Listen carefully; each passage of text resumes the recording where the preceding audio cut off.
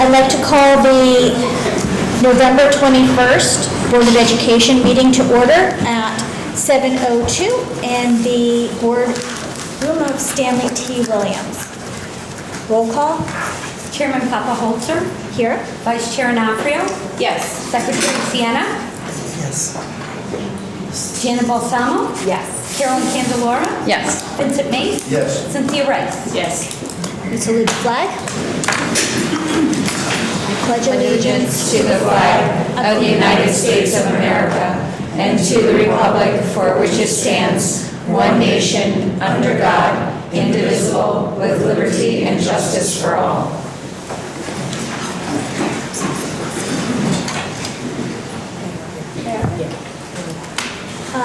Tonight we have a presentation by Senator Christine Cohen and State Representative Vincent Candelora. So, Oh, I did. welcome. I know we've tried, I think this is our third try, so this is the charm. We're very fortunate. Obviously, they both have been very busy with matters at the state level that for the past two times conflicted. So we're really happy to have them here tonight, and hope you both are well.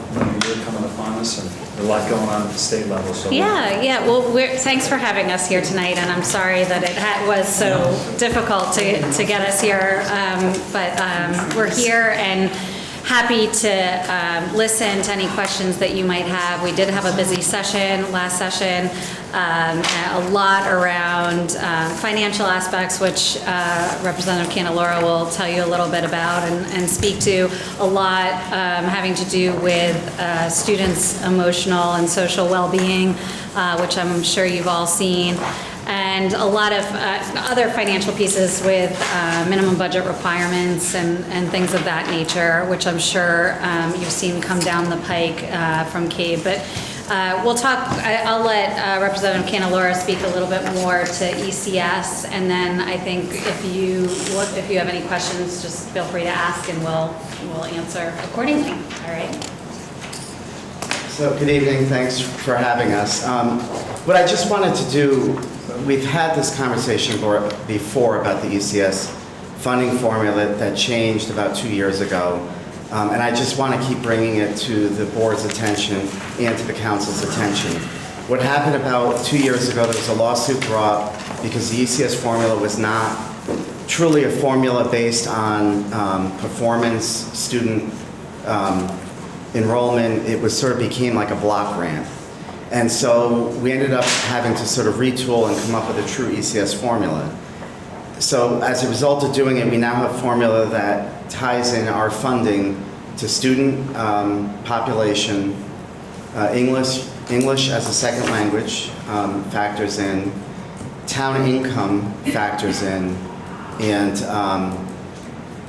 free and reduced lunch is still a factor in that formula. There might be a couple of others. But if we took the formula today, because of declining enrollment and because of when it was implemented, a lot of towns would lose money, some towns would gain money. For instance, Branford ended up seeing a big increase. Because towns like North Branford could have seen a big decrease, the formula is phased in over 10 years. And what Senator Cohen and I just provided to you is the next 7 years through 2027. We've already had 3 years of it implemented. This is the final 7 years of implementation. That you see a dramatic decrease over the next 7 years. We're looking at a decrease of almost $1 million over that course of time. Now, if enrollment changes, that number could change. But I say that because I know both the town and the Board of Ed is looking at ways to save money, consolidations, what have you. And I would just say keep that on your radar screen going forward, because this formula is obviously going to impact our funding. The other piece, I guess, just to cap off, I do serve now on the Education Committee. What we handed out, it has our contact information. Please feel free to call us or email us anytime with questions, if you have education questions or research, we can help you get some of that information. These are all the laws that have passed this year. I don't know if you want to speak to any specifics. No, I mean, I don't sit on the education committee. Obviously, eventually, all of this stuff comes across our desks and we need to ultimately deliberate and vote on it. So I am familiar with a lot of what's in there, but I do sit on the children's committee as well. And so, as I said, a lot pertaining to social and emotional well-being. Perhaps the superintendent was involved in that superintendent consortium around school climate and making sure that we're all on the same page in terms of the definition of bullying. So that came across our committee as well. But as Representative Candelora said, we're always available for questions, but don't know if you have anything specific on your minds tonight that you want to address or have us address with you. I do, I have a question, if you don't mind. Please. Do you see anything trending in similar school districts as far as funding, where they're looking for other avenues to make up the difference in the funding that we are losing? Are there any grants or any other areas that might be beneficial for North Branford to explore? Yeah, it's running the gambit. So you do have schools that are, closing, so they're consolidating, looking at trying to share their staff. I know there are some towns that they either partner up with the town or they'll partner up with other schools. So there really isn't one magic bullet. The one push, as I don't think Scott wanted to hear it, but they were talking about having regional superintendents. Mm-hmm. But I don't think that's, that's probably decades off. Yeah. But that legislation is passed. So right now it really is sort of a case-by-case basis of how people are doing it. There's no magic bullet. I just know Tracy's I don't see her right now, but she's usually sitting front and center. She's really good at writing grants, so I just didn't know if that is an avenue some of these schools are taking to help offset the reduction. I mean, it's a significant reduction from one tier to another, and over time it's debilitating for our town. It is, and over time, I mean, it's not a dollar for dollar reduction in the sense that you would have to look at tax increases or use any, God hoping, grandless growth to offset this reduction. So it is a two-way street, and that's why I bring it to everybody's attention that going forward, this is a 10-year trend.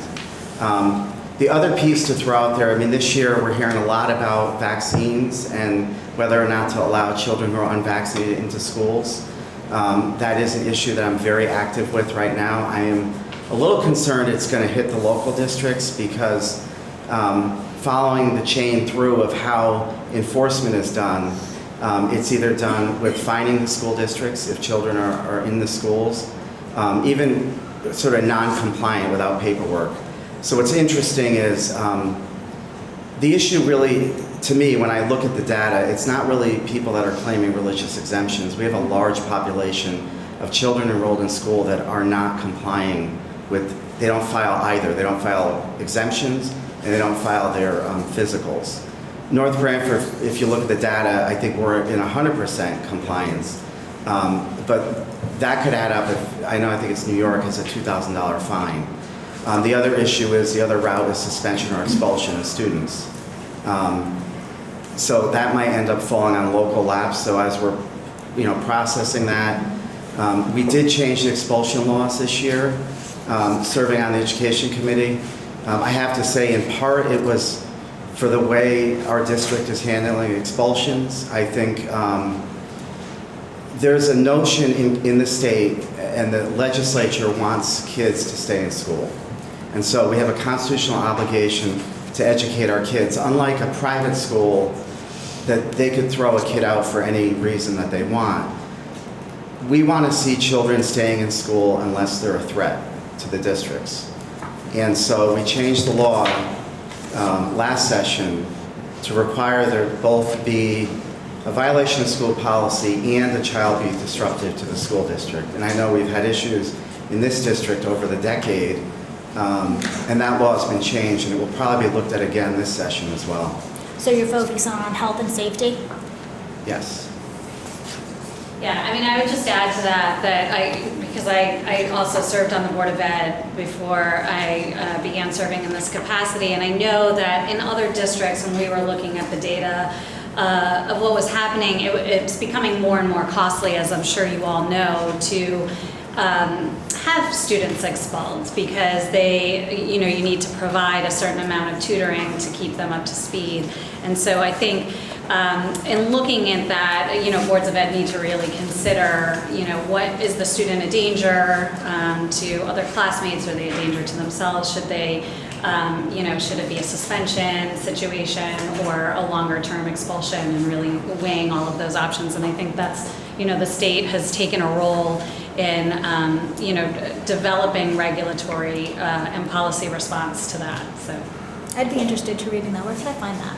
What's that? Where can I find that? Just because in the climate where kids are sometimes fearful to come to school and we're worried about expulsion on health and safety issues, I'm just interested to see where the line is so that parents, because it's going to come up, so that we know where the line is to explain to parents We with have that. a policy. It's all spelled out and updated in policy. But I want to make sure it meets Yeah, the state and the beauty of it statute, is that not we just have our the ability- policy. We have the ability to stipulate an agreement. An expulsion could be 1 day. After the 10th day of suspension, I think we need clarification on it. Anything past the 10th day, you can expel a student for 1 day based upon, but I'm not hearing the two of you saying that, you would want to take a gamble risk on allowing certain behaviors on campus. I just want to You're read. giving the authorities the ability to weigh everything out, to look at the big picture, and then to make a decision based upon historic data and things that give us that ability to enter into it. Yeah, sorry. I was just going to say, I think climate's changing a lot as we're looking more towards social and emotional well-being as well, and giving Right. students the help and tools that they need given certain circumstances and situations, doing whatever we can to prevent an expulsion and really address the issue, because are we helping the student and, if they're at home? And so, obviously, more I think proactive. the trend is that we're seeing less and less expulsions and more of addressing the issue, individual issues by way of getting them help, And they identify expellable offenses. It's crystal clear what you expel for. So it's not like you're picking and choosing. It's pretty prescriptive. It is prescriptive, but I will just say and point out to everybody that the statutes were amended for a reason last year. And so I know you're amending your policies. We want to see kids in school. So it's why we trended to in-school suspensions and giving other tools. We've moved to, the bullying statutes were amended. I actually was concerned with that change, but in part because there's a recognition that it's not just about the victim of bullying, it's also addressing the bullying behavior. So we want schools to try to address the behavior and rather being so punitive. And so that I just point out to you all, because I think going forward, we don't want to take discretion away from superintendents around the state of Connecticut. But if the trends don't go in the direction I think they should as a policy, then that's what we may be seeing. So I put that on the table because I was very integral in getting that law changed this past session based on what I've seen in this district.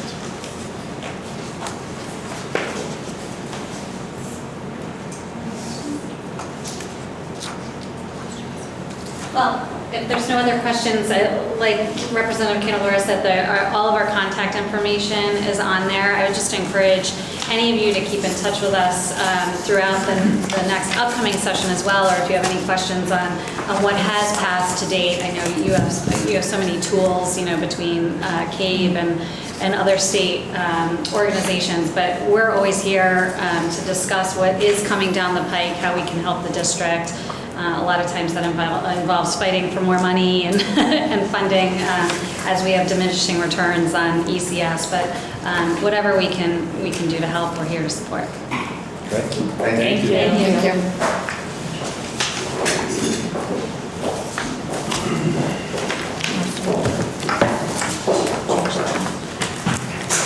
Okay, before we move on, I'd like to make a motion to amend tonight's agenda to Page 3 on the agenda, F, North Branford High School renovation, QA&M, architecture will be in attendance to provide a presentation to the board. I'd like to move that forward. Second. Discussion? All in favor? Aye.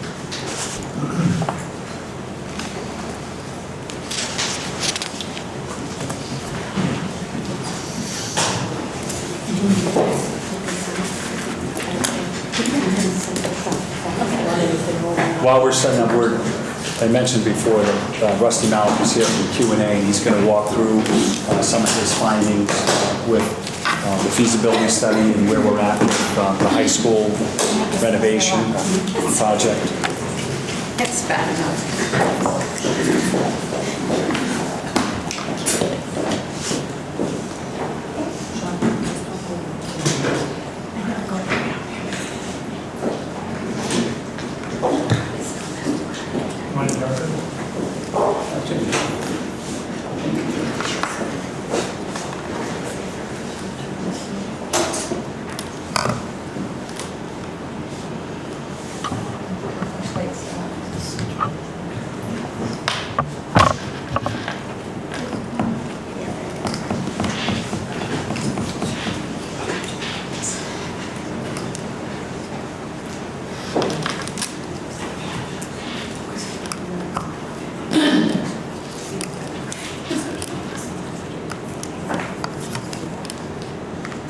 Wait for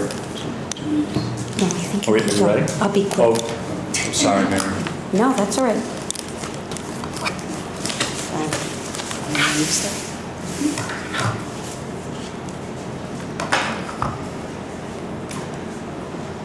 I don't want to hold you up. You go ahead. I have a second recorder going. No. Great. Well, good evening. My name is Rusty Malik, and I'm a principal in the firm of QAM Architecture. Just in background, I'm an educational specialist, and I've been working on K-12 educational architecture for 30 plus years. So that's what I specialize in. We were retained to do a study for North Branford for the high school. And just to give you a quick overview of what our process is going to be, we're well into the study. The first phase is really all about looking at your facilities and evaluating both the site as well as the building itself. The next phase of the project is also looking at your educational program, relating it back to your facilities, and also looking at 21st century learning environments, and really considering how one could transform the school into a modern, future-ready school. So those first two phases, we were mostly through the facility evaluation, and we've made some headway. We've had some meetings with faculty and staff to discuss program components, and now we're in the process of really developing the program itself. So I'll start by talking a little bit about the educational program. I'm sorry, the facility. And I'm not going to go through all these items, but because the list, there's a report that we've issued. It's in draft form, and it should be finalized as soon as we get any comments back. But some of the things that we wanted to highlight about your high school, I think one of the interesting things is the identity of the building. You really don't even know how to enter the school, where the main entrance to the school is. As you come in, you can certainly identify with the middle school, but the main high school itself, which is normally the flagship of any community, it sort of has a little bit of an identity crisis in terms of where it's located. But That's a nice way of putting it. It's got an identity crisis. Anybody coming to the school would normally go maybe towards the auditorium or to the middle school, thinking that's the main entrance. So that's just, that's not a significant issue. It just is something that is not intuitive. We're looking at the site traffic and the pattern between buses and parent pickup and drop off. And typically that's something that we want to make it very clean and separate the traffic between those two means of access to the school. And so we are evaluating that as well. There are some conflict zones, and we think that there needs to be some improvement. Just going down into some of the key elements in the building itself, you have a high water table at the site, which means that the groundwater is pretty high. As a result of that, there are many issues that have developed in the building itself.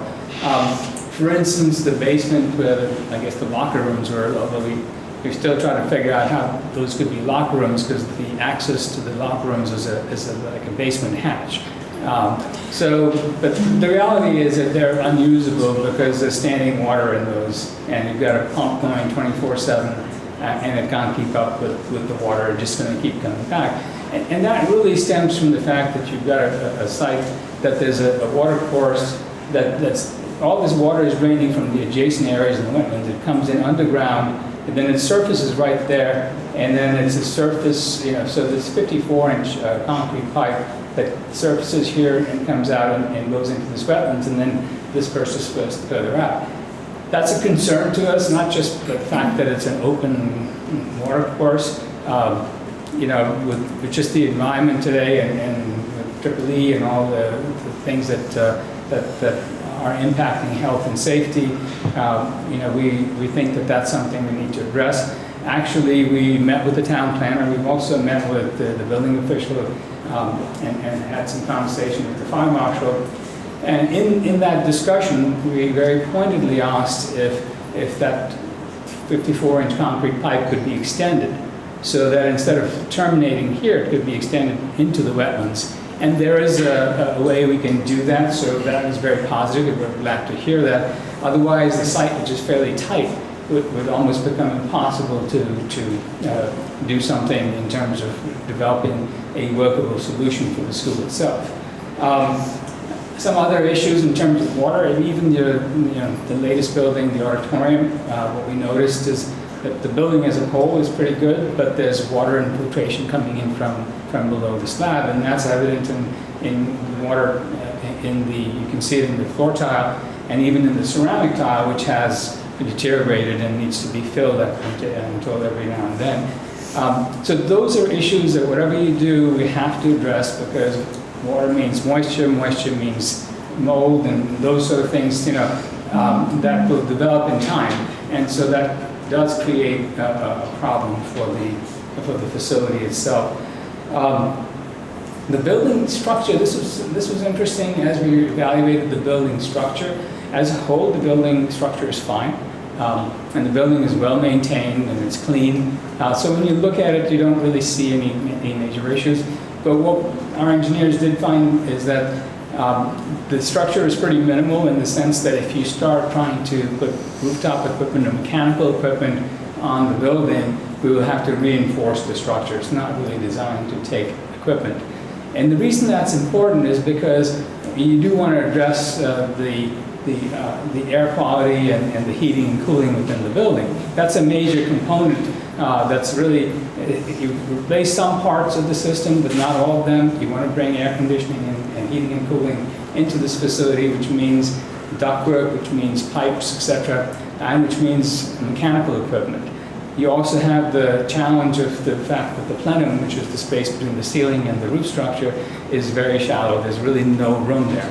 So one solution could be to run ductwork on the roof and put equipment on the roof, which then makes it more challenging when it comes to the support of the structure itself. The building envelope, which is basically the roof and the walls and windows, it's typical of buildings in the 50s, 60s, 70s. There's very little insulation. The windows are original. And at this point, as we can look at the facility, we know that there's some asbestos in the building, but there's also, we have to assume that there's PCBs because it's fairly typical for buildings of that era to have PCBs in there. We're not going to test because if you test and you find it, then you have to mitigate it, and that becomes a challenge. But as long as it's not disturbed and we're not touching everything, you're okay. There are strict regulations about that as well. But if you were to improve the building envelope and replace the windows, the caulking would have to be tested, or we would have to remove all that as hazmat. So those are the challenges that come along with renovating a building. There are some issues with accessibility throughout the building, some issues in terms of the toilets and the accessibility of the main office. Those are conditions that can be addressed by replacing some of those facilities. And then, finally, one of the things to highlight is that you have great technology in the building, so that's a positive thing. I don't want to just harp on the negatives in the building. From a program point of view, you really have quite a bit of space in this building. And actually, because you are one of the schools that's had a declining enrollment, you have more space than the enrollment. When you do a capacity calculation, the school was built for a much larger capacity. So that is the case with this building. And it's also a relatively inefficient building. In particular, the diamond right here, that's all what's called a single loaded corridor. So just classes on one side, a courtyard on the other. It's nice to have natural light, and there are all these regulations about natural light, but it also creates for a very inefficient design of the space. So this building really is just the high school itself is approximately 124,000 square feet. Now, this chart I'm bringing up is one of the calculations that we'll go through as we evaluate the building itself, is to say, what type of building would we be reimbursed for by the state if we were to do a renovation project, or even if you were to decide to do a new facility. And based on your enrollments at 524 projected for 2019-20, your allowable square footage is about rounding off to about 98,000 square feet. Your building is 124, and that does not include the auditorium building. So you really have a much larger building than what your student population bears. Most important that this is going to be, for whatever project you do, whether it's a renovation option, the impact is really on the reimbursement. Now, there's ways of addressing that, because small school districts are always challenged by these issues. The reality is, when you're building a school, you're not going to build a smaller gym because you've got a small population. The gym has to be a regulation-sized gym. So we will make a case with the State Department of Education, and they're really good at working with us and allowing you to build and right-size the building for the proper program elements. So this is part of our process in terms of looking at the building, right-sizing the building, and understanding how it impacts program. Currently, you've really grown into, you've got a big facility, and so there's a lot of space there, so people tend to use all that space that's there. But the reality is, in many cases, we can downsize those spaces. So in this process, what we do is we look at your existing program, which we did, and we looked at all the different components of the program, educational program areas, and we looked at ways, and this is an ongoing process right now, looking at how many square feet would be absolutely necessary for that enrollment. And in that process, what we do is we develop a program that translates at this point to about 104,500 square feet. Now, this space includes all areas of education except for the auditorium. We are not looking at the auditorium. We have a good auditorium, a functioning auditorium. So this is just to get a footprint, some idea of what a facility could be. And this is an exercise we go through because we're tasked to look at just maintenance. Secondly, look at a renovation project, and thirdly, to look at a new facility. So we have to consider all three of those options. So this is just a way to get a configuration in terms of how you organize your building. One of the things I didn't mention earlier on is, as we look at your building, when we look at the security of your building, that's really a problem right now. You've got so many access points, and you don't have a secure vestibule. When you come in, there's the front door, and you come right into the lobby space. So those are things that would need to be addressed in any scenario as you move through this process. But this is this is where we are. With our existing building, it is close to 161,000 square feet. We're eligible for reimbursement for 104,000. And what we're going to try to do is have a meeting with the state and say, let's separate out the auditorium and just focus on the academics and the building that really addresses the academic needs of the students.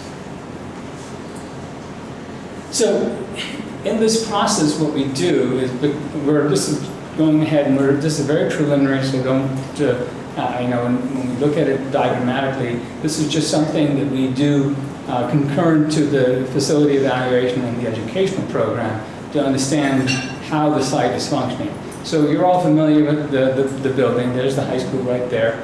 That's the wetlands right there, and the auditorium. That's the entrance to the high school, and of course the entrance to the auditorium. Tight site in that when you look at this and say, well, what can we do? How can we renovate and expand this building? And by the way, keep students in the building while this is going on. And that's a very critical aspect of any renovation, any project itself, because that requires phasing, it requires safety, which has to be the prime responsibility of the team, has to be the safety of the students, but not to eliminate any commingling of contractors and students and so on. So that all has to be factored in, which means that you have to phase the project, you have to allow for separation. So there are a number of issues that come along. So we've just begun the process of how one could evaluate expanding this building into sort of the renovation option. And one of the challenges you have is this building for a small school is sprawling. It's about 800 feet from one end to the other, and that's just in the main building, not even including the auditorium, and that's unusual. But I think it's been a response to the site the way it is. So the goal would be, under a renovation option, is to really make the building, sort of cut down on the sprawl, make it more compact, and come up with a way of putting an addition on that would function as swing space. The advantage we have here is that because the school has more room than we can take some of those spaces away and allow for swing space to occur. In this scenario, we're basically taking that diamond and saying we'll partially remove part of it and start construction in the back of the building and then really try to create a new entrance. So at the end of the day, there'll be an addition here, and then that part of the building going back to the gym would be renovated and repurposed in many different ways. And then we would end up tearing down that far side of the building and creating parking here. Notice that this is really dependent on this access road, which now what would happen is that stream would be enclosed, and therefore we would be able to build that access road. So it's dependent on that being successfully approved by the local authorities. By no means is this the only solution. We've just started. There'll be a lot of detail when we get done, and we look at several options in the renovation option. At the same time, we're looking at, well, what if you look at a new facility? And this is based on the 105,000 square feet that we talked about earlier. And even that number is we're still working on the program component. So in this scenario, we're talking about building on the north side. And the good thing about the new options is that you can really build a building and not impact the student and the schools, other than the fact that we have to provide for a staging area for the building itself. But in this scenario, the parking area, if you build back here, and you maintain this road right there, then when you finish building, then you demolish the building here. Since this field is being impacted, that field would be recreated, more parking would be created. The challenge with this is the disconnect between the auditorium and the school. And that's really one of the biggest challenges on this site, is how do we address that? At this point, we've provided programs for music in the new building. So it's sort of a duplication of space, but the intent is to really make this a fully functioning school with all the program elements if that option were to be selected. And then the challenge, the connection to the auditorium would be an external connection. So that's one of the options we're Can I in the ask a process of question? looking at. Sure. Would the new school option help with some of the water issues? So the way we would address the water right now, typically you would put a vapor barrier under your building. When your buildings were built, they really didn't do much of that. And because of the conditions on this site, I would say we put a vapor barrier. We also have a drainage system under the building. And we can even put in mixtures into the concrete to make that concrete waterproof. I would almost go, do both of those things to really make it so that the water does not come through. Because that can, over time, deteriorate the foundations. And also, that's what, when it comes through, you see the tiles on the floor, you'll start seeing it's like there's a wet line in the seams of each of the tiles, and that's an indication that moisture is coming through. We were able to get away with that many years ago because we used asbestos and gnostics that were really chemicals. There were a lot of chemicals used in that product, but we're not using chemicals and we're not using asbestos tile anymore. So the downside of that is everything is water-based, and so if it's water-based, it's going to have to react it, and that's just the way. So there are other ways now that we are managing those types of issues. So another option that we've looked at is really trying to say, well, what if we build closer to the auditorium? So here's a second option. You can see that instead of the distance from here really to the auditorium is a lot more manageable.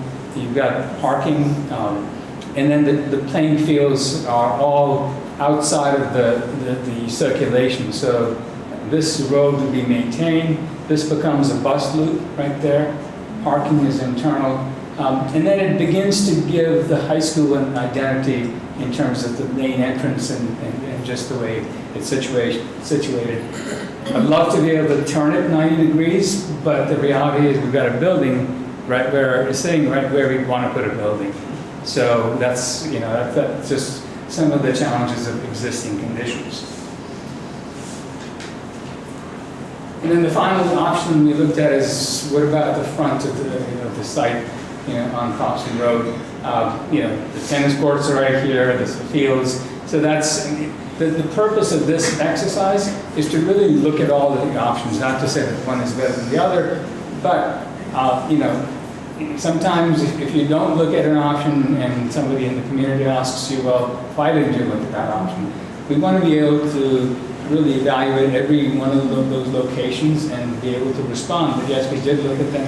Here are the pros and cons of locating the building at that location. As you can see, in all these scenarios, we're building new, but it's not attached. So I'm going to go back to the first option of renovation. One of the things that we are looking at is to end up with a new school, but sort of slowly build new and then dismantle. The challenge with that is that if parts of the school are being used and there's construction in between, how do the students get back and forth because of the narrow site? So we have to be cognizant of the process of construction and the impact that it's going to have on students, because the renovation could take 2 to 3 years, and that's a significant entire career of some students going through the high school. So both of those issues would be weighed, and at the end of the day, when we do have all these options, we'll have some dollars associated with them to help you understand the implications of doing a renovation versus a new building, what the disruption factor is going to be for students. And disruption and time also means money. So just because you have a renovation doesn't mean it's going to be a lot cheaper. It generally tends to be less expensive than a new building, but when you start phasing it and adding those costs, then you find that the difference is not that significant. So that's where we are in this process. We'll continue with this and report back to you probably in another month or so. Nice, thank you. Any questions? Any questions for us? Rusty, what about just a couple updates, timelines, next phases of what we'll be doing with town council, with public forums, and So I wanted to present to this body Yeah. and start really the process rolling. I want to send this information on to the town planner as well to get some feedback from them in terms of the feasibility of that and also a little bit of a commitment to how we do have indication that that would be acceptable, but I'd like to take it to the next level.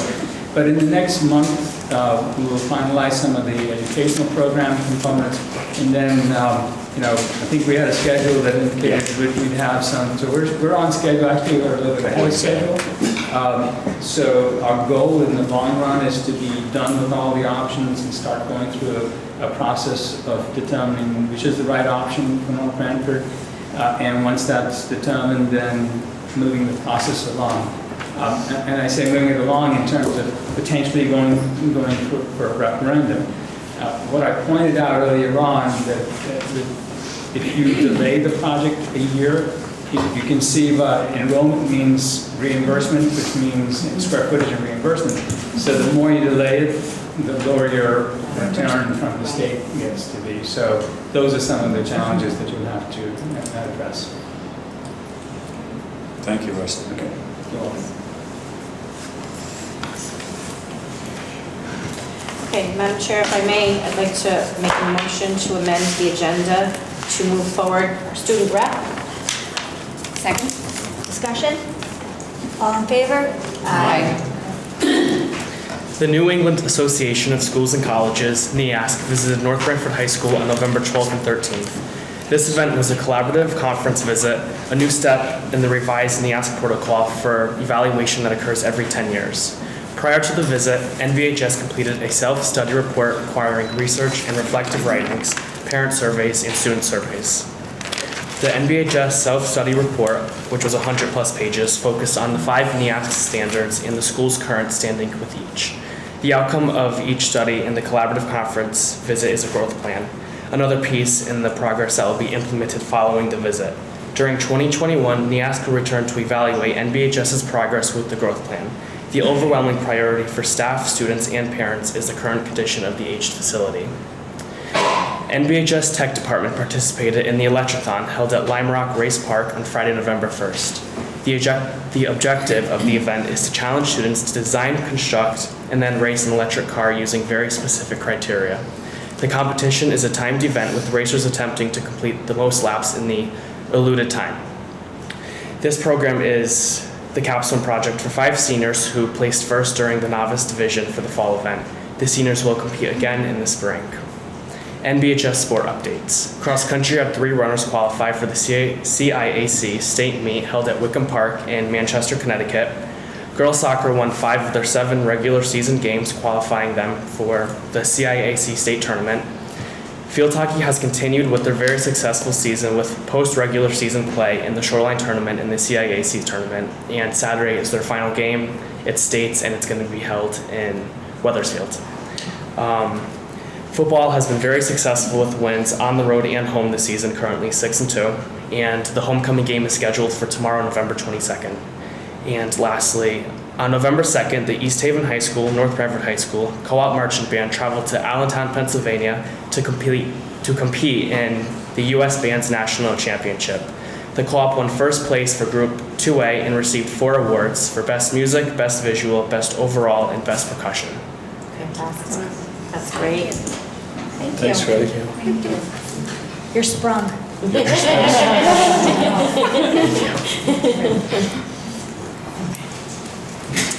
At this point in the meeting, we need to reconstitute, elect new officers, and do committee assignments. Should we start with the chair? Start with chair. Nominations for chair? I will nominate Shawna Popple-Holzer for chair. Second.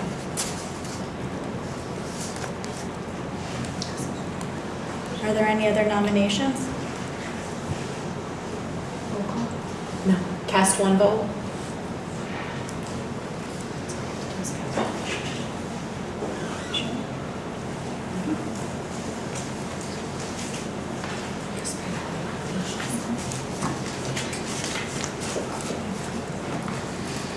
Do we have a nomination for vice chair? I nominate Carol.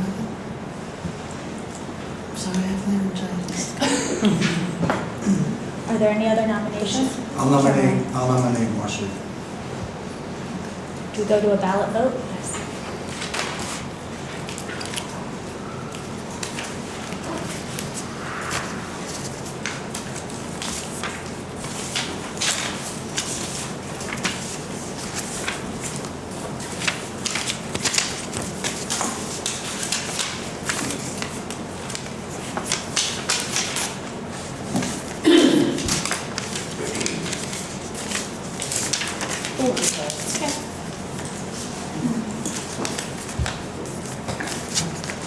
Should have Martha, you want to count the votes? You want Martha to count the votes? I That way prefer. it's, yeah.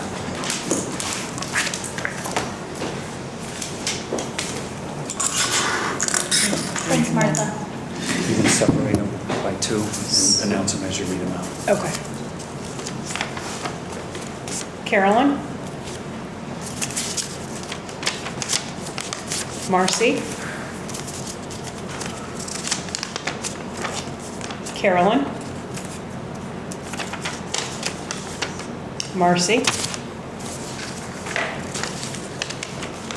Marcy? Carolyn?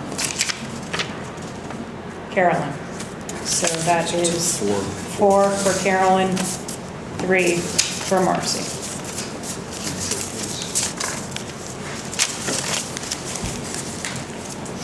Can I have? Shall I count these?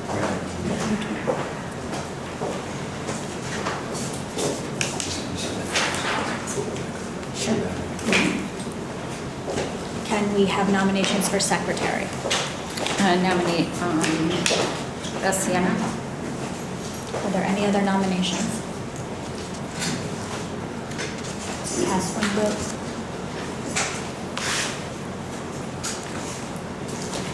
Okay, should we go on to the committee? So we go back to appendix, Exhibit A for committee assignments. Okay. Negotiations is currently Marcy and me. I'd like to stay on that committee. Marcy? Okay. Budgets and operations, officially are Vince, Marcy, Shauna. Any changes? Anyone else want to add as an alternate? I mean, everyone's welcome to go. Yeah, everyone goes, but just for. Curriculum is Jana, Beth, and Carolyn. I'd like to stay. Okay. Jana, Beth? I'll stay. Okay. Pension is Carolyn. I'd like to stay, but I do need somebody else because they do meet at 4 o'clock, which might make it hard. I mean, they only meet like 3 times a year, but I would like somebody else just in case if I can. Okay. Beth said she can do it.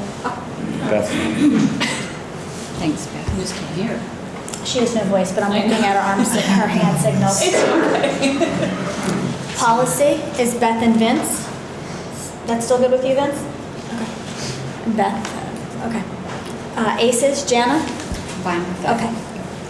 Building committee, Beth and Shauna. Martha, do you want to be on? Well, that doesn't really come into play yet. No, but we No, still it's have gonna it just in stand there. case. But none of us might be here by then. Well, I think we have to, no, you have to have people, but, right. right. Did you want to be on it too? Yeah, sure. Communications is Carolyn and Cynthia. Which is usually. What is that? That's usually you and I. They've never come to a meeting. I was like, what Yeah, is I that? don't know. It's usually you and me. When Yeah, is it it? is. When are the meetings? It's right before. Whenever they're not regular, it's whenever they get Yeah. scheduled. So it's through town council? Yeah. Okay. I'll stay on it. I just had no clue until I read this. I'm like, oh, I didn't know that.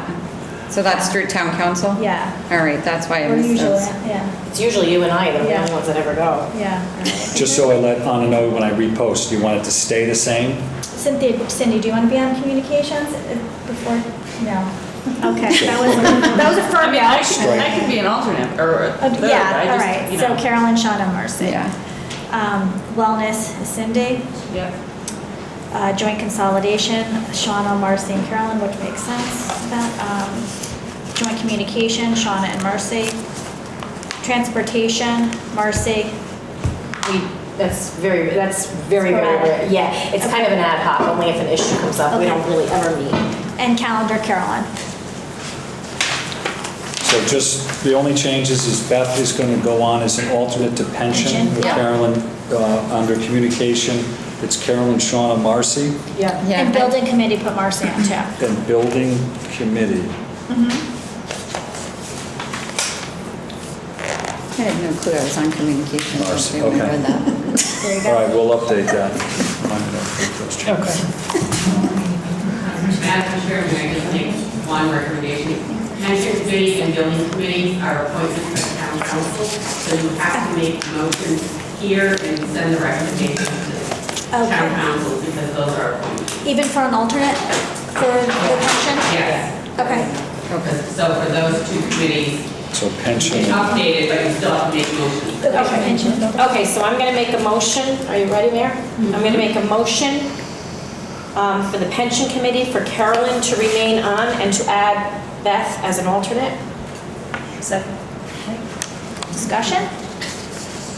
All in favor? Aye. Okay. And then I'm going to make a motion for the permanent project building committee for Beth to stay on, Shauna to stay on, and add Marcy, add myself. I second. You just have to check as to how many positions you have, because that's. There's three. There's three blocks Three on blocks.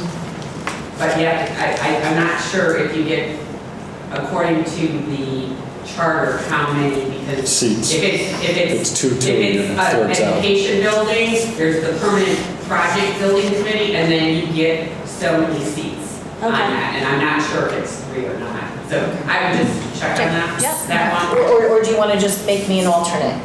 I can make the motion that I'm an alternate, and that would be fine, right? That's the third seat on both ones, so if you go as an I'm just alternate. not sure how. Yeah, I don't know what the how charter- it's- I mean, if you want to wait until the next meeting, that's Yeah, fine, that's- because there's nothing happening right now in buildings. No. But I would just check Okay. with the town clerk, to make sure exactly how that reads. There's three boxes. Let's double check. Okay. Double check. Okay. Moving to visitors.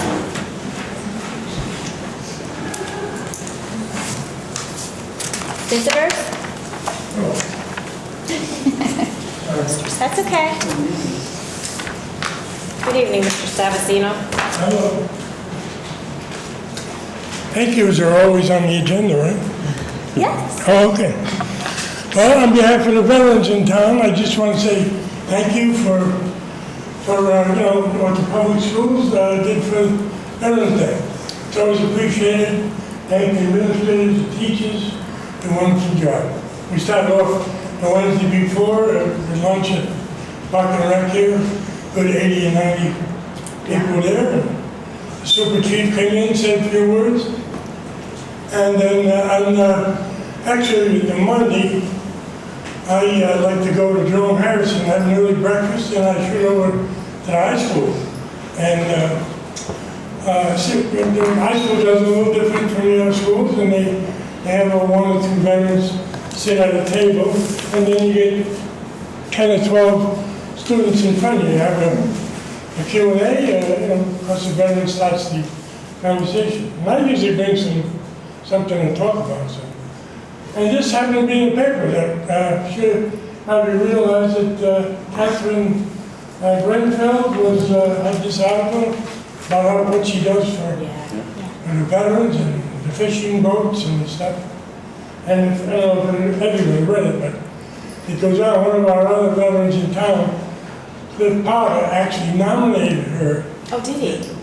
For the award. The New England Patriots actually have, every week of the season, they have a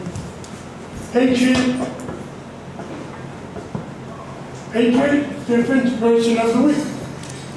And I guess they do it through the website, not necessarily at the games, I guess, but on the 29th of December, all these 16 weeks of the season, they're going to have like an end of the year celebration, regular season. So they're going to recognize her there. That'll be nice. So thank you again, see you next year. Thank you. Okay, I'll make a motion to approve the minutes of the October 17th, 2019 regular Board of Education meeting. Second? Oh, what, no, we'll change the discussion. Discussion? Okay, now you can make your change.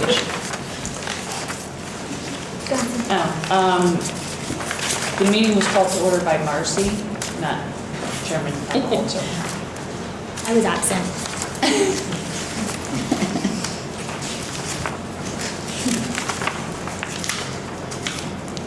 Are there any other changes to the minutes? Then I'll make a motion to approve the minutes of the October 17th, 2019 regular Board of Education meeting as amended. A second? All in favor? Aye. Make a motion to approve the resignation of school nurse Felicia Zappin, effective November 1st, 2019. Second. Discussion? All in favor? Sure, I'd like to make a motion to approve the resignation of Miss Patricia Carlo, special education teacher at Jerome Harrison Elementary School, effective November 15th, 2019. I'll second. Discussion? Thank her for many years of dedicated service. All in favor? Aye.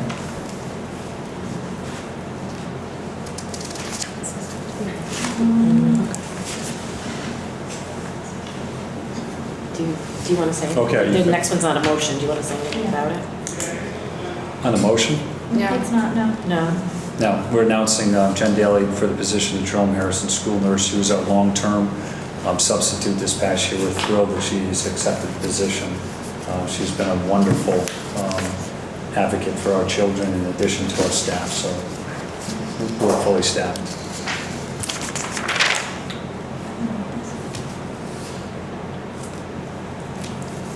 You mentioned that, I don't know if you- No, you didn't do that. The I didn't know if you wanted to superintendent retire. has received a retirement resignation from Miss Laura Petrella, Secretary 1 at Totucket Valley Elementary School, effective November 15th, 2019. Yes. After 23 years of dedicated service to the students of North Branford. We wish her well in her Thank you for retirement. reading that for me. You were doing a listen. I thought you were gonna read it, and then I thought, well, maybe not. Maybe I'm that's just fine. trying to track all the movements from. Sorry. Okay. We got that. Yeah, so Laura Petrella, without going into any details, she's just been an amazing person to work with. I've only 11 years with her, but 23 years. And she had to take a retirement earlier than she wanted to take a retirement. And she's just a wonderful person. So we wish her well, we wish her family well, and we're certainly going to miss her. I'm sorry, I'll follow along now. I mentioned, no, after that, I mentioned, The leave, Scott, do we need to take that into executive yeah, session? we're going to go to executive session where I'll discuss a potential leave with you. There is no recognition, donations, the communications under Exhibit C are there. You've all had a chance to read through them, so I'm not going to go through, obviously, 4 pages, but a lot of great activities going on in the schools. They've been really busy with events around the holidays. Veterans Day was just mentioned, and the administration did an amazing job, once again, reaching out to our veterans, getting them in. Many schools are off on that day. We get nothing but praise for being in session, for acknowledging and recognizing those who have sacrificed for our country. And, I remember at first that people were like, well, it's disrespectful to go to school on Veterans Day. And You once remember that? the veterans got to see what it was all about and go from school to school Yeah. and listen and hear from the kids and listen to the performances, they really felt valued and appreciated. And many of those kids would have been home sleeping or playing Fortnite. Yeah. And they get so much out of it, sitting with our vets and hearing about their lives and their childhoods and what they've done. So kudos to administrative team. Freddie mentioned the field hockey team is playing at 10 o'clock at Weathersfield against Granby High School on Saturday. This has been an amazing 18-0-1 team. They're incredible young ladies. They represent us so well. You know, 2 years ago, you handed out rings to them for winning the state championship. To go back in 3 years and be ranked as high as number 5 in the state of Connecticut with 169 schools, and a Class S school to be ranked with double L and L schools speaks volumes to Coach Babby Noon. Yes. Babby Noon, who is just amazing, amazing. And I know she'll be mad for least recognizing her, but so much deserved in our kids. So good luck to them. And all of our teams. Our kids go out and fight no matter hard in every game, no matter how many are on the team. And we're really proud of the fall sports team and what they accomplished. So well done. Marching band, off the charts, national champs. So good stuff. That's it for communications. Our spotlight tonight is the high school. Mr. Woods is here, and he's going to speak briefly about something that he brought to the district that I think you'll enjoy hearing about. I got to witness it last year. It was phenomenal, and I'll let him go from there. No, this is really, it's an informal presentation, but it's a joint presentation. Dr. Welch actually brought the idea about 4 years ago about having our graduating seniors before they graduate travel back to the other schools in the district to walk through and kind of reminisce, connect back, and kind of go full circle with their educational experience. As we know as parents and kids, and they don't realize quickly how fast things go. And before a first grader is now in high school when they're graduating, and they don't think about it. So I work with Lauren, Beth, Todd, Megan Lee, Mel Walsh, and Carter, and we kicked the idea around for like 2 or 3 years, but we never had the right timing with it because we always tried planning it in the spring and it was just too hectic. So finally, Lauren, you're supposed to come up.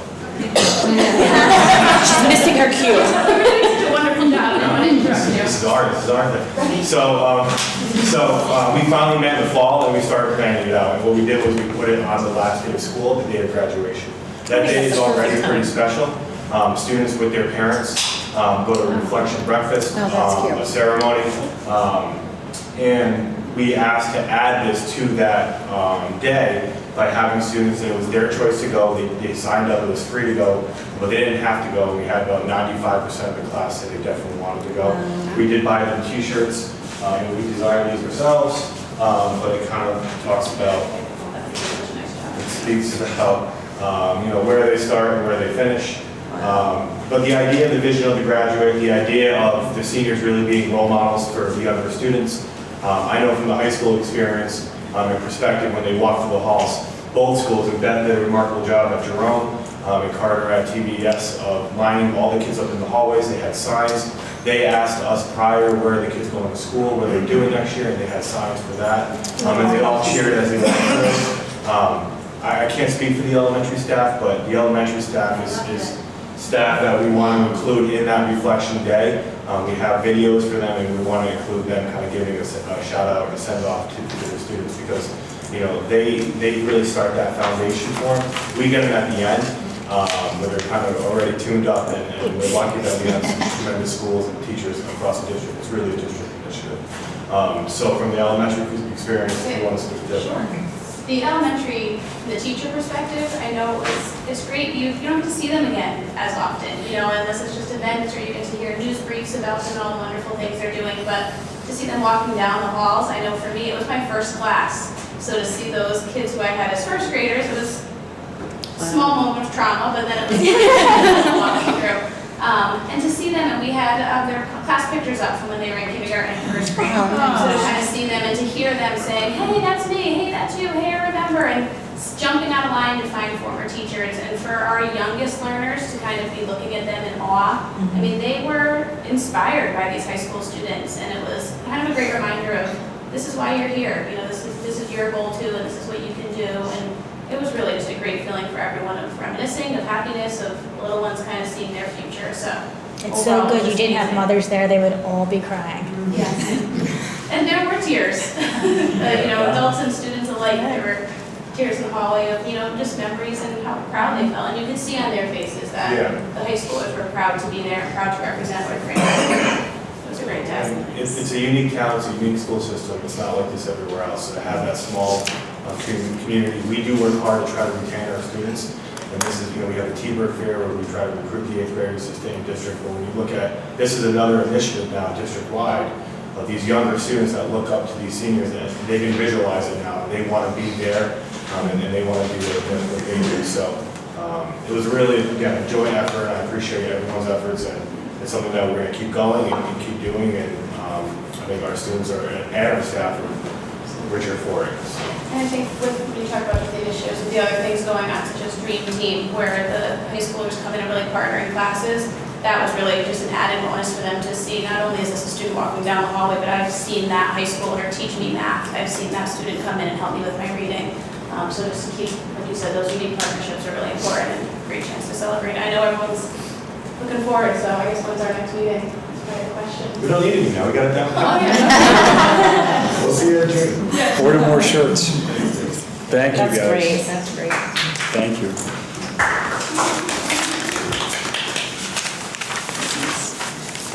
So as mentioned in the write-up too, they obviously start with the reflection. They have a breakfast and then they go in the auditorium and they watch a video of their class. So the parents get to go in and see that, and then they kind of break from their parents, get on the bus and go. So it's a great way to start the day of graduation that afternoon, and it was really appreciated.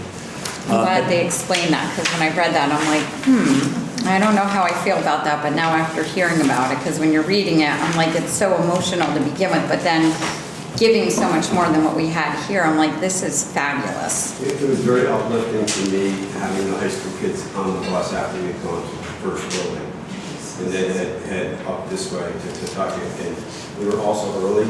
So, and they were in the middle of the fair or an assembly, and we had to we were in the cafeteria for a bit because we weren't sure how to time it because it's the first time we did it. And the high schoolers were very excited about getting to the next building. If it didn't go well, they clearly would have let us know coming out of Jerome. And for me, to see former graduates now as employees in the building, it was so powerful on so many levels. Very cool. That's great. Full circle.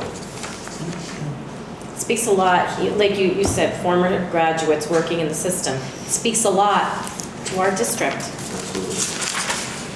Thank you, ladies and gentlemen. Good job. At the last board meeting, you were really excited about foreign trips. So we captured that enthusiasm and we brought a trip back to you, because I'm not going to put Carolyn on the spot, but we have Ms. Alvarez here tonight, who I want to mention just did the Spanish Honor Society. 37 students went into the Honor Society, and the criteria was a 90 or above in 2 years of your language to meet that criteria.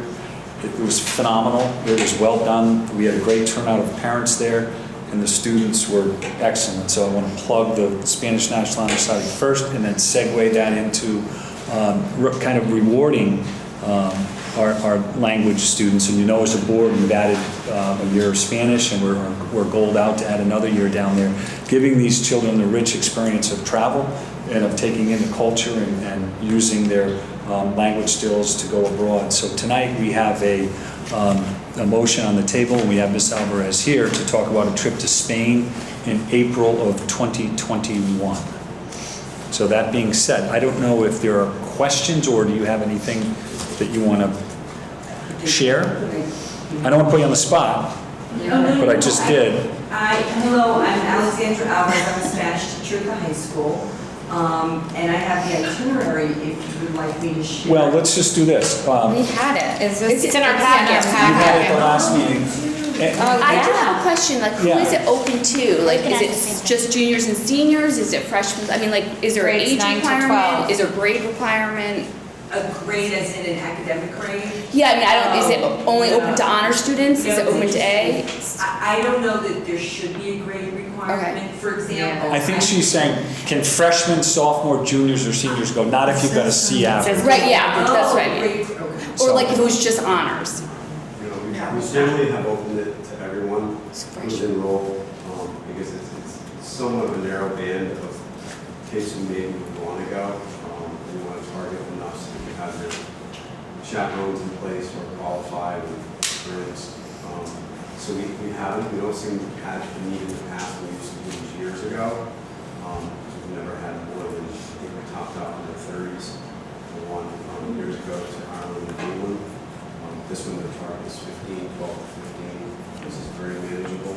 Generally, it would be the kids who probably have been somewhat accomplished in Spanish 3 and 4, cultural based versus the intro level kids generally will be your sophomores, maybe it's juniors.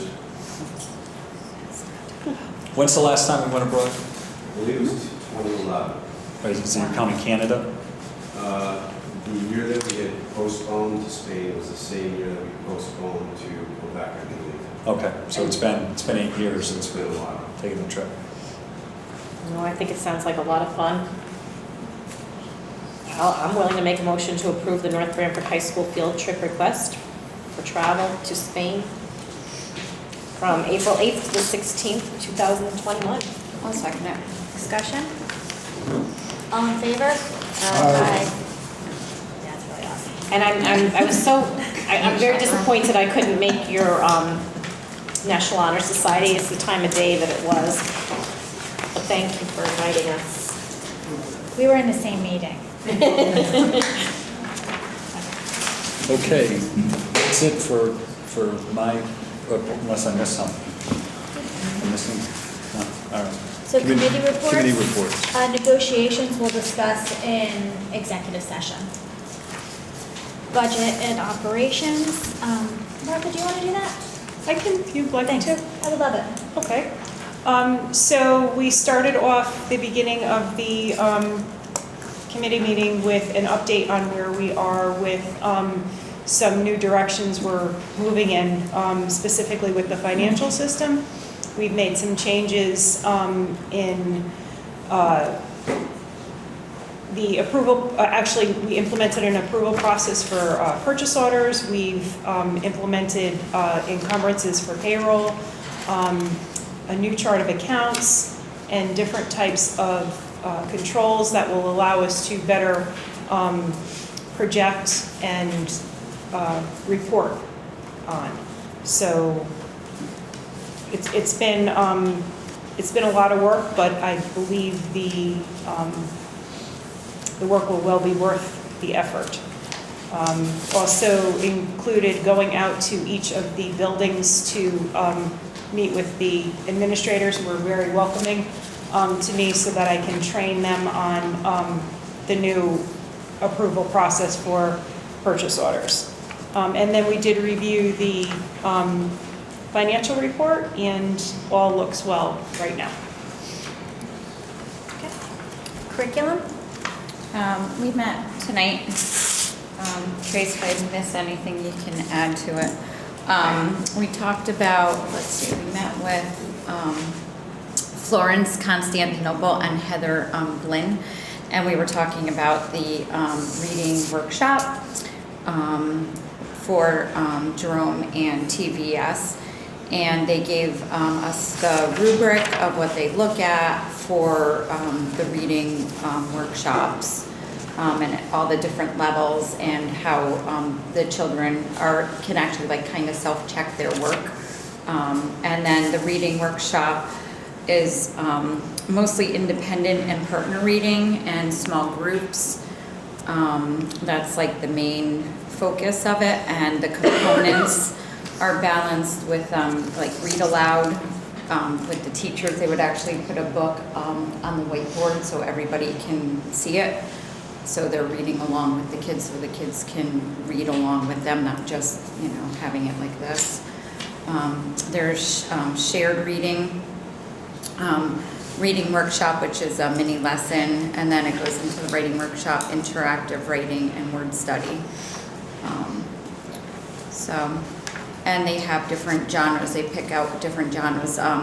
With this reading workshop, the children can pick out their own books, so it's not necessarily something that the same child is reading the same book. It could be at the level of each individual child. So part of the issue with this is some kids are reading books that these teachers have never read, and it's not necessarily to get the summary and stuff down, but just knowing more how to understand reading a book, like how does this character feel, how, what would you do in this situation type thing. I don't know anything else. And then it did take it into, there was a mention that a child from middle school who never read after kind of doing this for a year is now loving reading, and he's actually wanting, War and Peace, and To Kill a Mockingbird, and he's at a 7th grade level. He's seventh grader. So for him to actually want to come out and try to read these books. So now the issue is they don't necessarily have high school books in the middle school level. So where do we go about and getting that? So hopefully these kids will frequent the public library a little bit more. But it was a very interesting session. Did you say War and Peace? Yes. I have. I'll get it. You want it? Yes, I do. We need it. We're printing the pages off and giving them chapter at a time. It's this thick. So, Yeah, 7th grader. Yeah, who didn't like reading. And this is, and it's actually been at the middle school for 2 months. It started in September, so this is a child that last year told the teacher, I didn't like reading. And now he is literally devouring books where his new favorite book was To Kill a Mockingbird. He just finished that and has moved on to War and Peace. And that's not uncommon to the stories that we're hearing last month. I shared with you an email from a parent talking about how after dinner time their conversation was so different because their middle schooler was talking about the books he read and then volunteered to read to his younger sibling. I was at TBS yesterday at 4th grade for their professional development with Columbia, one of their days, and the teachers were all saying that they're feeling that the students are much more, they're enjoying reading much more, and they're much more accomplished in their ability to read books. Scott actually came to me because he was there for a little of 5th grade and happened to see a teacher who stopped him in the hall to say that she enjoyed the program because she was feeling the same thing, that the kids were really starting to enjoy reading, and that's what really our goal is, because obviously research shows the more a child reads, better vocabulary, the more ability to understand and interact with texts. So, and then we talked about a few things coming up in terms of Project Lead the Way, things we're looking to do, and some new courses that we're looking to implement. There was no pension meeting? Let's go to policy. Recommending the following policies for first read. Most of them are statutory. There's only one case law. And we're recommending as presented, but I'd just like to make a couple of notes for the P1120 student discipline. In section 3, page 6, number 9, we added to that one a non-approved walkout, so it's not in your survey that one. Policy 1400, bullying, recommended as presented, but the page 20D, the website training info is to come to us. We don't have it just yet, and that's going to be put into on the website. Policy 1505, food allergies, that one's based on case law, recommending as presented. Policy 2010, employment checks, again just statutory changes, recommending it as presented. Policy 2400, prevention and reporting of child abuse, statutory changes, recommending that as presented. Policy 2230, prohibition of sex discrimination. That one on pages 6 to 10, those last ones, we're recommending that those would just be put into the staff handbook, not in the policy. Policy 2000, alcohol, tobacco, against statutory changes, recommending it as presented. Policy 4120, smoke environment, against statutory, recommending it as presented. The sunscreen one, we're actually going to table that because we had some questions on page, that is a new policy. On page 2, part B, numbers 1, 2, and 3, we had questions and we're getting some feedback from reminder on that one, and Dr. Norfolk. commissioners and the doctor. Yep. Before we want to present that, so we're tabling that till the first reading in December. So these obviously we're not voting on tonight, they're just for first read, but what we did do with our meeting is we had a conference call with Chris Tracy from Chittenden Goodwin, and were able to ask any questions, and it seemed to work well for us that first time. We're not going to do that every time unless we need to, if there's something that's really rises to that level, but I thought it went well, and it seemed to be helpful, and you place a name and a face with, the firm that's representing us and a new attorney that's working with us. And he was very accommodating, I think, to our needs, Chris Tracy. Chris seemed very good. Yes. Tracy, the attorney, yes. So it went well. No, that's all right. I just had a question. Are we able to make suggestions on these, or, because I was reading, I had two things. The first one was the Series 200, the personnel, North Branford Board of Education. If you send them to us, Yeah. then we'll take them, and then You'll the look at committee it. will reconvene, and then we'll bring them back. Okay. All right? That works. Yep, so if you send them electronically specifically, hit the number, the series number, and let Beth and Vincent So these two should be. get it, and then send it to me. All right? Yeah. Yeah, and then this one. Did ACES have a meeting? Oh, yes, we did. So we discussed their new design plan for how they're evaluating themselves. One was the capacity building by streamlining and automating, as well as providing professional learning.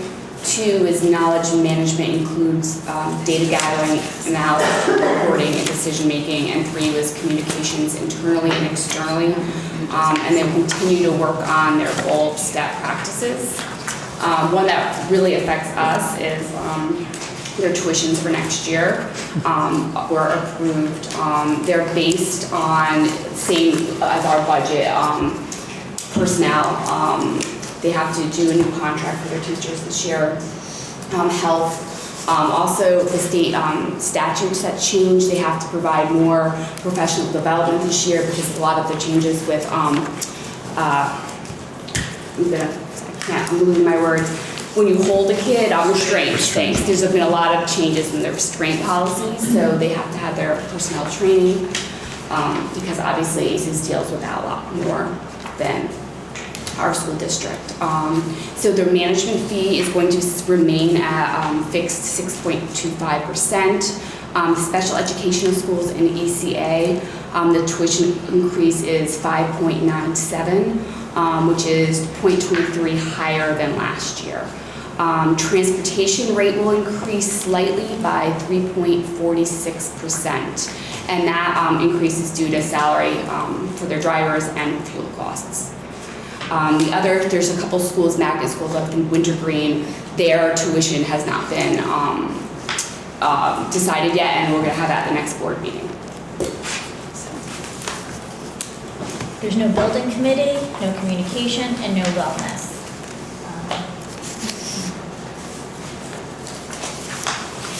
Shall we move visitors and press up? Visitors and press?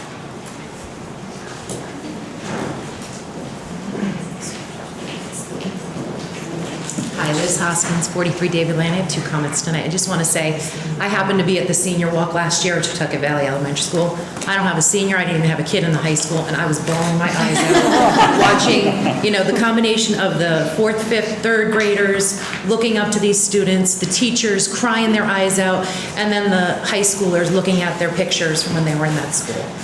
The second comment I just want to make is that, I like to think that you guys work as a board, not as Republicans and Democrats. Tonight, I have to say I'm a little disappointed that Marcy is no longer the vice chair. I think she brings a wealth of knowledge here. There's many times, it's no secret here, a lot of you are newcomers, aside from Beth and Marcy. You guys are all newcomers. There's many times in meetings where you guys are kind of not really knowing what's going on, and Marcy's the one there to say, this is how it is. She's the one who's telling you it's a roll call vote. I just don't understand why you wouldn't want that wealth of knowledge as your vice chair, and that's all I have to say.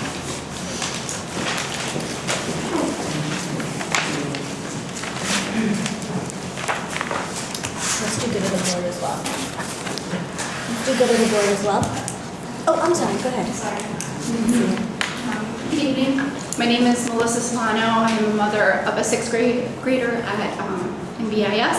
And I'm not sure of the forum in which I have a concern, which is about a bus stop within town. It's a bus stop for all the schools, and it's at Mansfield and Route 17, Milltown Avenue. We just received word today that the bus stop has been changed again today because of Wells Fargo is no longer allowing parents to park. So they're asking us to park along Mansfield and have the children wait on Route 17. And if anyone knows that intersection, it's very dangerous. And I'm struggling with this change and having the bus stop on 17. I've called several times and have left messages and filed complaints about the bus stop there, and have asked the bus stop to be moved back to the circle on Mansfield Drive, and has been told that there's no formal resolution for that, so I'd like to just present my concern along with the other 14 parents that are at that bus stop every morning. So we have a transportation. So we have a committee. transportation. Yeah, it'll go through all of that. So, and I've spoken to DACO as well several times, and they have stated that they actually did present the bus stop to be moved back to the circle, and was told that the Board of Ed had said no. Couldn't say no, we didn't know about it. That's not accurate. That's not accurate. I can state with conviction that's not accurate. We have a committee. You've been through transportation hearings and bus stops before. You know the process. And if it comes to a point where we run a full investigation, DACA would come in and present. We go to the bus stop. We do all of that. So. Wells Fargo isn't even open anymore. Yeah. Correct. They've But put it's homes out something this that the morning committee, and it's have not something asked us that not we to hear park there. now. No, I know. Scott, what is the formal process? I'm sorry. Melissa needs to do to initiate the So you can put it transportation. in writing. If you go into the policy, there's a portion there that you can submit to, and then it would go through to the board. And we have a committee here On the that sits on website, you mean transportation. Yeah. website? What's the So what about communication link? So the complaints that I've already filed, those don't exist from calling? DATCO would handle those. We don't go into cul-de-sacs. We don't drive through. But that's not So true. I have examples of where the Okay. buses go into cul-de-sacs. I think we would look into it. Click the link and do it through the communication so that it can go through the formal channel, and if you have a complaint in your hand, you can make them part of the minutes. Okay, thank you.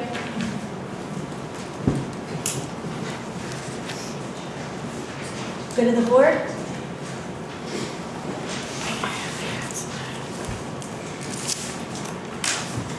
Wish the field hockey team good luck this weekend. Yeah. Yeah, thank you. Very proud of them. It's exciting. It is exciting. We can go executive session. Yep. Make a motion to adjourn to executive session as per section 1-225 of the Connecticut General Statutes, as permitted by section 1-206B and E of the Connecticut General Statutes, to discuss agenda items 9C leaves and 11A negotiations for unaffiliated employees. Second. All in favor? Aye. Okay. I'll make a motion to approve the unpaid leave of Totucket Valley Elementary School teacher Jackie Thurston for the month of January 2020. Second. Discussion? All in favor? Aye. We'd just like to wish everyone a happy Thanksgiving with their families, good health and well-being over the next several days. And it's a wrap. Perfect. I make a motion to adjourn. Don't you have to say something for the next meeting? The next Board of Education meeting is scheduled for Thursday, December 19th, 2019. Motion to adjourn again. All in favor?